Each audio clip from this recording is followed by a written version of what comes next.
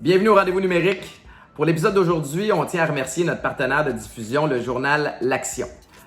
La culture, c'est un des piliers importants de la province. Les lieux culturels comme nos musées ont été frappés de plein fouet avec leur fermeture à la mi-mars. Alors comment est-ce que le numérique peut leur permettre de remplir leur rôle de diffuseur de culture? Le musée de Joliette a été un des premiers à montrer l'exemple. Aujourd'hui, on s'entretient avec le directeur et chef curateur du musée de Joliette, Jean-François Bellil, qui a lancé l'initiative Musée en quarantaine. Jean-François, explique-moi ce que c'est Musée en quarantaine. C'est un peu une idée de fou. Concrètement, c'est une plateforme qui a évolué avec le temps, d'échange, qui permet à la communauté de soumettre des œuvres d'art, puis on fait des expositions virtuelles une fois par semaine. Il faut savoir qu'il y a deux sortes de contenus aussi là, sur la plateforme museenquarantaine.com.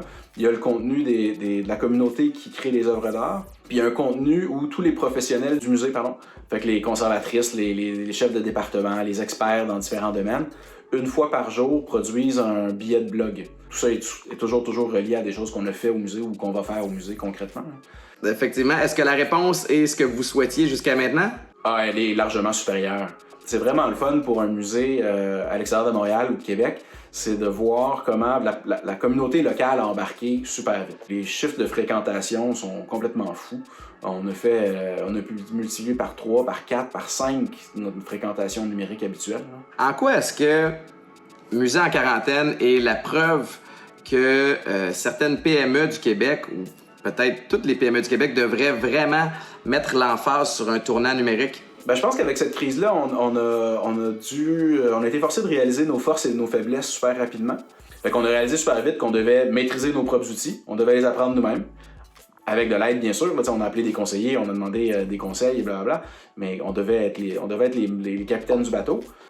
En temps de crise, il faut que tu sois pas mal indépendant.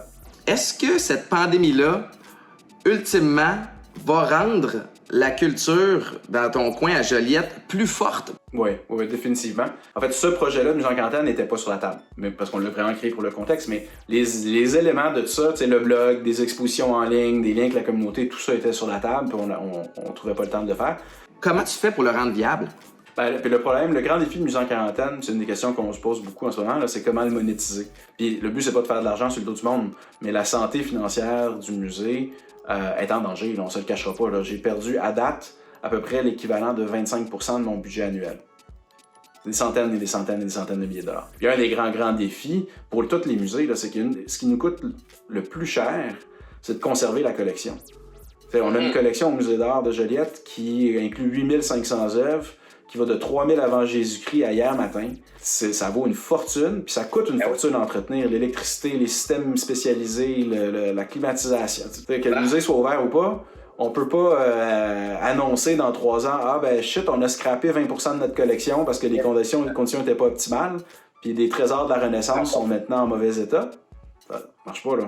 Il faut repenser le modèle économique en grande partie. Quel message est-ce que tu aurais à donner aux chefs d'entreprise, aux dirigeants de PME au Québec là, qui la trouvent rough, évidemment, là, ça frappe plusieurs sphères. Quel message tu aurais à leur faire? Quand on est pris dans les opérations à 150%, puis qu'on a zéro recul, c'est tough de penser à la transformation de son milieu. Là. On pense aux revenus de la semaine prochaine, puis à la viabilité financière de notre entreprise, de notre musée sur la prochaine année. Cette opportunité-là, je pense qu'il faut vraiment la saisir. Faut pas avoir peur de faire des erreurs, comme on a fait. Musée en quarantaine, là, c'est la 4e version de la plateforme qu'on opère aujourd'hui. Là. On l'a changé à chaque fois, on a réglé des bugs, des problèmes. Les vidéos qu'on produit maintenant sont bien meilleures que ce qui était il y a 2 mois. Mais c'est parce qu'on s'est donné le droit à l'erreur, puis on l'a fait pareil. Par rapport au numérique, qu'est-ce que tu aurais à dire à ces gens-là? Pour comprendre le numérique, il faut le vivre. Puis pas le vivre en étant utilisateur de Facebook qui va voir des commentaires ou des photos d'amis une fois par jour. Mais il faut le vivre en créant un premier projet numérique, puis voir qu'est-ce qui fonctionne pas, c'est quoi les vraies forces, puis le vivre pas juste une fois, le vivre dans le temps aussi. Le numérique, il est là pour rester, hein, puis il est là pour prendre de plus en plus de place dans notre vie.